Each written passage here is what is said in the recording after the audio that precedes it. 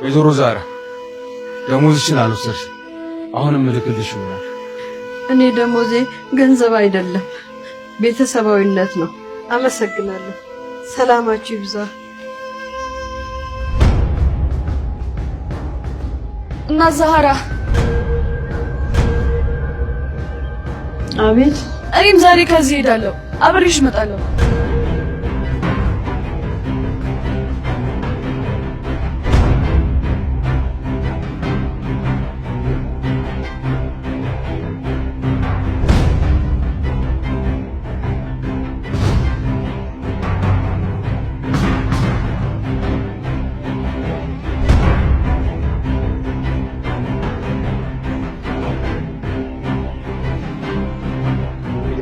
ገንዘብን የሚጠላ ሰው የለም።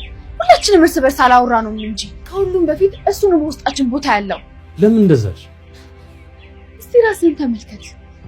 እኔ ልጅ ጎረኝ የፈለከው በገንዘብ ነው። ምክንያቱም እኔን ከመጉዳት በላይ ገንዘቡን ስለምፈልገው።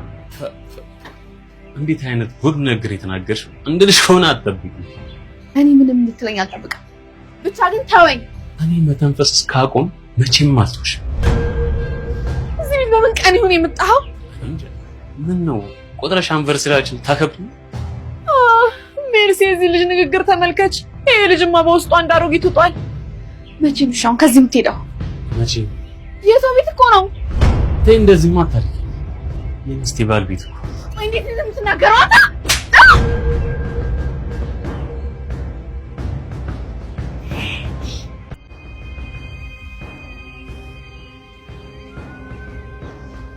ስለዚህ ኪችን ወርጄ አንዳንድ ነገሮችን አጣርቼ ልምጣ።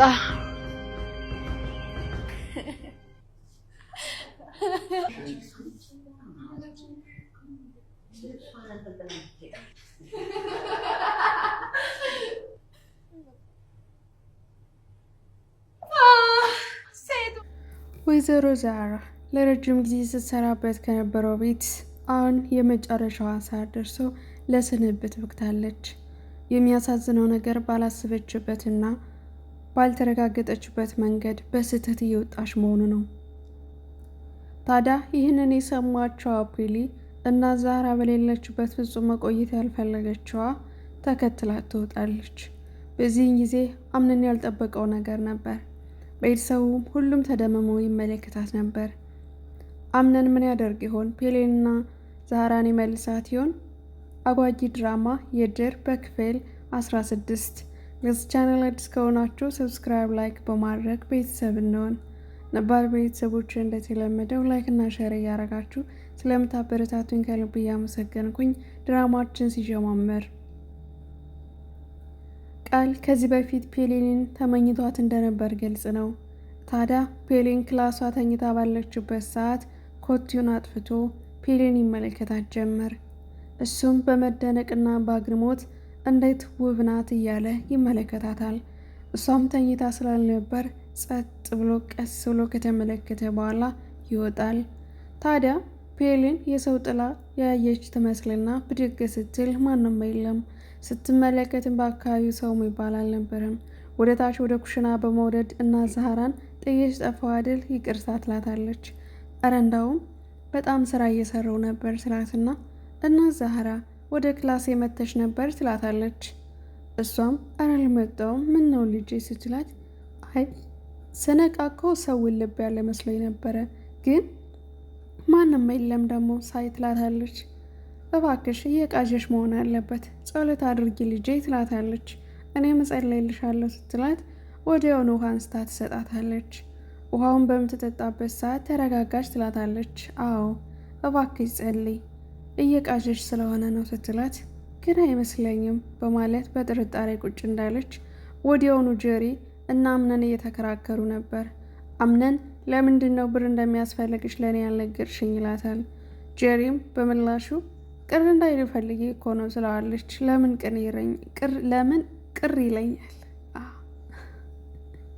ለምን ቅር ይለኛል? በወድሽ ያለው ልጅ እኮ የኔ ነው አደል እንዴ? ስለዚህ የሚያስፈልግሽን የማድረግ ግዴታዬ ነው ይላታል።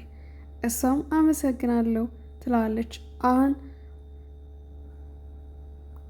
ብሩ ይመጣልሻል ስለዚህ የማድረግ ግዴታዬ ነው። የሚያስፈልግሽ ነገር ሁሉ አደርግልሻለሁ ይላትና በደስታ ፈንጥዚያ ትቀልጣለች። ወደ ታች ወደ ኩሽና በመምጣት ስሙኝማ ሴቶች፣ በጣም መርሲን እያናደደች ስለሆነ ለምን ሶስታችን አንድ ግሩፕ ሆነን የሆነ ነገር አንፈጥርም ስትላቸው ምን እናርግ፣ እንደውም እሷን ማቃጠል በጣም ደስ ይለኛል በደስታ በማለት እንግዲህ የራሷን ወጥመድ እያዘጋጀችላት እንደውም ፍጹም ያላወቀችውና ዛራ ከጀሪ ጋር ተባብረው መርሲንን ያናድዷታል። መርሲንም ሙስጠፋ ማን ነው? ወደዚህ ቤት የመጣው ስለምንድን ነው? በእርግጠኝነት የሆነ ሴራ መሆናለች ያቺ የዴፍኒ ልጅ። ስለዚህ ይህን ነገር ወደ ኩሽና ሄጄ ማጣራት አለብኝ በማለት ስትሄድ፣ ሴቶቹ ግን እንዴት ናችሁ ሴቶቹ ስትላቸው ምንም አይነት ምላሽ አልሰጡም። እረ እንዳውም በጣም እየሳቁባት ነበረ። በዚህም የተናደደችው መርሲ ቆይ ከጥጣ ጋር ነው እንዳያለሁት ሰው አይደላችሁም? ለምን አንዳችሁ መልስ የማትመልሱልኝ ስትላቸው ማውራት ካልፈለግነስ ምን ፈልገሽ ነው ይላታል። እሺ አንድ ቀን ወጥቼ ባድር ብዙ ነገር ተቀያይሯል፣ ግን ሙስጠፋ ማን ነው? እዚህ ቤት ያለው እንግዳ ለምን እንደመጣ የሚያውቅ ሰው አለ ትላለች። ይህን ጊዜ ጀሪ በፍጹም አናቅም ወረኛ፣ እኛ እኮ ወረኛ አይደለንም በማለት ትሳለቅባታለች። በጣም የተናደደችዋ መርሲ ውጭ ቁጭ ትላለች። ከዛም እና ዛሃራም ሳቃቸውን ከጨረሱ በኋላ በረንዳ ላይ ይገናኛሉ። አንቺ ሴት ግን ሰራተኛ መሆንሽን የረሳሽ እንዴ? ቆይ ለምንድን ነው እኔ የምልሽን እኩል የምትመልሽልኝ ስትላት፣ ሰራተኛ መሆኔን ልትነግሪኝ ሳይሆን በማንነቴ ግን ሰው ነኝ፣ ቀብረር ያልኩ ነኝ፣ ምን ፈልገሽ ነው ትላታለች። እዩልኝ ማንን እንደተተማመንሽ አላቅም፣ ግን ደግሞ እኔ አሰሪሽ መሆንሽን አትርሽ ስትላት፣ አውቃለሁ ሰራተኛ ነኝ ለዚህ ቤት ስላና እና ዛራ ታሾፉባታለች። መርሲን በጣም እየተናደደች ነው። አሁኑኑ ተነሽና ሻይ አፍሊልኝ ትላታለች።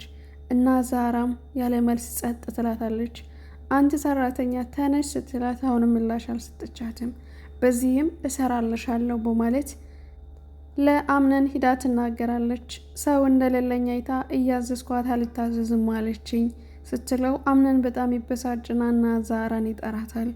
እና ዛራ ወደዛ ቤት ከሄደች በኋላ ለምንድን ነው አክስቴ በቤቷ ነፃነቷን የነሳሻት? ስታዝሽ ለምን ያልታዘሻት? በዚህ ቤት ስትኖሪ ሰራተኛ መሆንሽን ረሳሽው ይላትና አራምነን ልጄ ስትለው ልጄሽን ሂጂና ፈልጊ፣ እኔ ልጅሽ አይደለሁም፣ አሁኑኑ ሻንጣሽን ይዘሽ ውልቅ እንድትይልኝ ይላታል። እሷም ያለ ምንም አቅማማት ጸጥ ብላ ወጥታ ትሄዳለች። ይህን ጊዜ በጣም የተደሰተችዋ መርሲ አምነን የወንድሜ ልጅ፣ እኔ እዚህ ቤት የመጣሁት በእናት ሰማል ምትክ አንተን ልንከባከብ ነበረ። ነገር ግን ማንም ደግሞ ሰው እንደሌለኝ አውቀው እየተጫወቱብኝ ነው። ምንም እኮ ስላቸው እየታዘዙኝ አይደለም። በጣም ብቸኝነት እየተሰማኝና እየከፋኝ ነው። እኔ ያላንተ ማንም የለኝም በማለት ያዞን በዋን ትለቅለታለች። አይዞሽ አክስቴ እዚህ በኋላ ምንም አይፈጠርም በማለት ያጽናናታል። ይህንን የሰማችው ወይዘሮ ሞርዚና እና ዛሃራ እዚህ ቤት ለረጅም ጊዜ አብራ ኖራለች። ይህን ማድረግ ግን ትክክል ነው ስትለው፣ እናቴ እዚህ በኋላ እናቴ የምትባል ነገር የለም። እናቴ ብዬ መጠራም ካስፈላጊ ከሆነ አንቺን ብቻ ነው። እሷ ደግሞ በክብራችን መታለች። አክስቴን አልታዘዘቻትም። ይህ ለሁሉም ደግሞ መቀጣጫ ይሆናል። ስለዚህ ትክክለኛ ነገር ነው ያደረግኩት ይላታል። ሰው ከሰው ጋር ሲኖር እኮ ግጭት አይጠፋም። ምናልባት ችግራቸውን ሰምተካል ስትል፣ አይ አክስቴ በብን ነፃነቷን አታለች። ስታዛት አለመታዘዟ ደግሞ ይህ ግልጽ ነው። ከእነሱ ጋር ጊዜ ማጠፋባት የለም። አክስቴ ደግሞ ነፃነቷን ማግኘት አለባት ሲል በጣም ወይዘሮ ሞርዚና በልቧ አሃ በማለት ያለምንም ምላሽ ጸጥ ትለዋለች። ፔሊንና ወይዘሮ እና ዛሃራ እያለቀሱ ነው።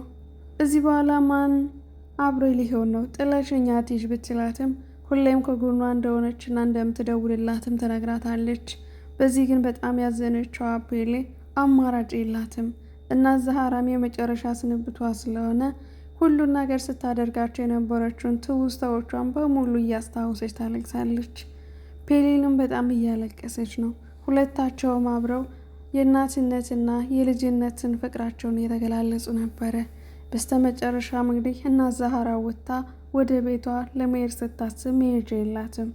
ለጓደኛዋ በመደወል እባክሽን አብሬሽ ልሁን ለተወሰነ ቀን አምነን አልፈለገኝም ስትላት ለምን አልፈለገሽ ምን ተፈጠረ ስትላት ምናልባት የሰራሁት ምግብ አልጣፈጣቸው ይሆናል፣ ምናልባትም አሁን እያረጀው ስለሆነ ሌላ ቀልጥፍ ያለ ሰራተኛ ፈልገው ሊሆን ይችላል፣ የተፈጠረ ነገር የለም ለጊዜው ግን አልፈለገኝም ስትላት ጓደኛዋም ደግሞ እሺ ብላለች።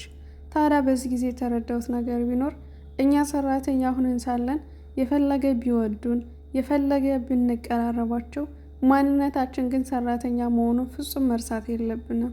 ምናልባት በክብራችን ላንደራደር እንችላለን፣ ግን ሰው ቤት እስካለን ድረስ የፈለገ ቢሉን ቢያገላምጡን በሰዎች ላይ ማሾፍ እንደሌለብን ተረድቻለሁ። እና እዚህ ላይ በጣም ቁም ነገር መያዝ ያለብን በሰው ቤት ሁላችንም ስንኖር ሰዎች ጋር ልንግባባ እንችላለን፣ የፈለገ ነገር ልንቃልድ እንችላለን፣ ግን በክብራቸው ደግሞ ፍጹም ማንም የሚደራደር የለም።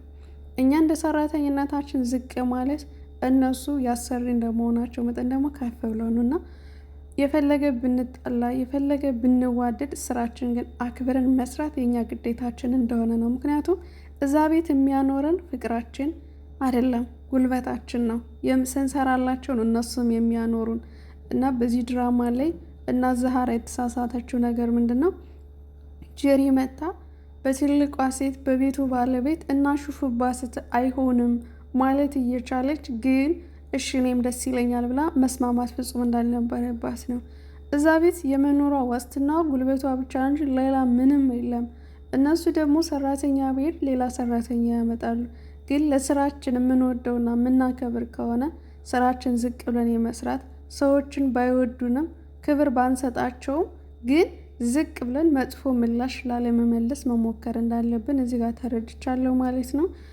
በተረፈ የጄሪና የሙስጠፋ ክርክር መርሲን ምስጢሩን አውጥተዋለች፣ እሱም ደርሳበታለች። ጄሪ ግን እስካሁን የታወቀባት ነገር የለም በእሷ ቤት ማለት ነው። በቀጣይ ቪዲዮ የማሳያችሁ ይሆናል። ሰላም እንዴት ናችሁ? እስከዚህ ስትከታተሉኝ የነበራችሁ ለሁላችሁም አመሰግናለሁ።